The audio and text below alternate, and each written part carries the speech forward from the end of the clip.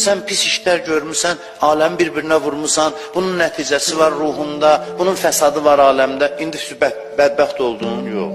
Deyir ki, gəl, ən böylükdə işi bir dəqiqə həll edin, sən üçün get. Və Allah bununsundur. Allah bununsundur. Bu çox çətin. Biz özümüzə qalsın səhvləri düzəldənməzdik.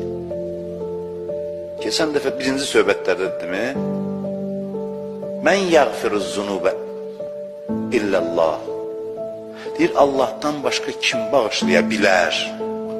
Görürsünüz, bağışlamaq təkcə rəhmət məsələsi deyil, bağışlamaq qüdrət məsələsidir.